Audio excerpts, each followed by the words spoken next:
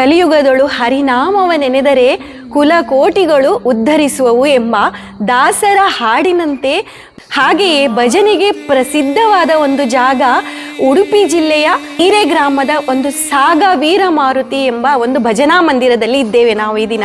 ಕಲೋತ್ಸವಕ್ಕೆ 60ನೇ ವರ್ಷದ ಒಂದು ಸಂಭ್ರಮೋತ್ಸವ. ಮಂದಿರದ ಮುಖ್ಯಸ್ಥರಾದ ಇಲ್ಲಿಯ ಕುಟುಂಬದವರಾದ ದೇವೇಂದ್ರ ಪ್ರಭು ಅವರು ಹಾಗೂ ನಮ್ಮ ನಾರಾಯಣ ಪ್ರಭು ಅವರು ಕೂಡ ನಮ್ಮ ಜೊತೆ ಇದ್ದಾರೆ.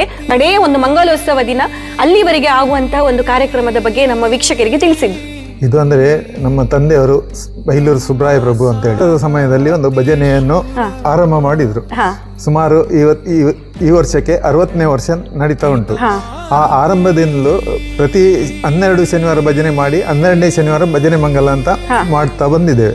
ಅದೇ ಪ್ರಕಾರ ನಾವು ಈಗ ಮುಂದುವರಿಸ್ತಾ ಇದ್ದೇವೆ. ಇವತ್ತು ಆರಂಭ ಆಗಿ ಇನ್ನು 12 ಶನಿವಾರ ಭಜನೆ ಮಾಡಿ ಅಂದರೆ ಫೆಬ್ರವರಿ 28ಕ್ಕೆ ಮಂಗಲೋತ್ಸವ ನಡೆಸ್ತೇವೆ.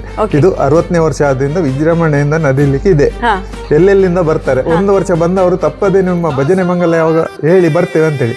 ಹಾಗೆ ಕಾರ್ಕಳ ಕ್ಷೇತ್ರ ಶಾಸಕರಾದ ಗೋಪಾಲ್ ಭಂಡಾರಿ ಅವರು ಕೇಳಿಕೊಂಡು ಬರ್ತಿದ್ರು. ಸೊರಕೆ ಅವರು ಕೂಡ ಕಾಪು ಕ್ಷೇತ್ರ ಸೊರಕೆ ಅವರು ಕೂಡ ಕೇಳಿಕೊಂಡು ಬಂದ್ರು. ಗುರ್ಮೆ ಅವರು ಕೂಡ ಪ್ರತಿ ವರ್ಷ ಕೇಳಿಕೊಂಡು ಬರ್ತಾರೆ. ಹಾಗೆ ರಘುಪತಿ ಭಟ್ರು, ಈಗ ಯಶ್ಪಾಲ್ ಏನೇ ಲೇಟ್ ಆದ್ರೂ ಎಷ್ಟು ಕೆಲಸ ಇದ್ರು ಲೇಟ್ ಆಗಿ ಆದ್ರೂ ಬರ್ತಾರೆ. ಹಾಗೆ ಆದ್ರೆ ಒಂದು ರೋಡ್ ಮಾತ್ರ ಉಳಿದು ಹೋಗಿದೆ. ಈ ಸಲ ಶ್ರೀನಿವಾಸ್ ಪೂಜಾರಿ ಅವರು MP ಫಂಡಿಂದ ನಾವು ಎಲ್ಲ ಪ್ರಯತ್ನ ಮಾಡಿದ್ವಿ. ಅವರು ಬಂದು ಅವರ ಇಂಜಿನಿಯರ್ ಎಲ್ಲ ಬಂದು ನೋಡಿ ಹೋಗಿದ್ದಾರೆ. ಈ 60ನೇ ವರ್ಷಕ್ಕೆ ರೋಡ್ ಆಗ್ಬೇಕಂತ ಇತ್ತು. ಅದೇ ಬರುವ ವರ್ಷಕ್ಕೆ ಆಗ್ಬೋದು.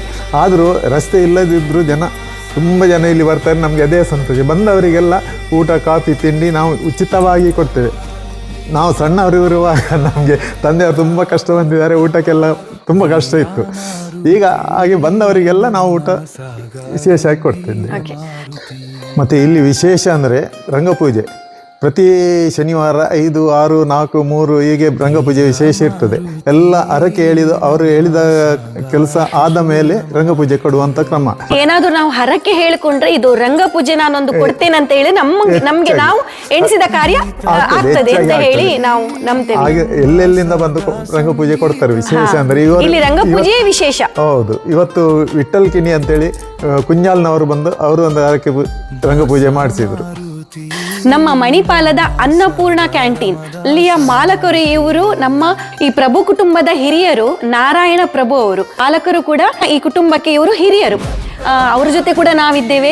ಹಾಗಾಗಿ ವೀಕ್ಷಕರೇ, ಇಂದಿನ ಈ ಶನಿವಾರದಂದು ಪ್ರಾರಂಭವಾದ ಈ ಭಜನೆಯ ಕಾರ್ಯಕ್ರಮವು ಇನ್ನು ಪ್ರತಿ ಶನಿವಾರ ಇಲ್ಲಿ ನಡೆಯಲಿದ್ದು ಫೆಬ್ರವರಿ 28ಕ್ಕೆ ಮಂಗಲೋತ್ಸವ ಕಾರ್ಯಕ್ರಮವು ಕೂಡ ವಿಜೃಂಭಣೆಯಿಂದ ಇಲ್ಲಿ ನಡೀಲಿಕ್ಕಿದೆ. ದೇವೇಂದ್ರ ಪ್ರಭು ಸರ್ ಹಾಗೂ ನಾರಾಯಣ ಪ್ರಭು ಅವರೇ, ನೀವು ಇವತ್ತು ನಮಗೆ ಈ ಸಾಗದ ಒಂದು ವಿಶೇಷತೆ ಹಾಗೂ ಭಜನೋತ್ಸವದ ಕುರಿತಾಗಿ ನಮ್ಮ ವೀಕ್ಷಕರಿಗೆ ಮಾಹಿತಿಯನ್ನು ಕೊಟ್ಟಿದ್ದೀರಿ. ನಿಮಗೆ ತುಂಬ ಹೃದಯದ ಧನ್ಯವಾದಗಳು.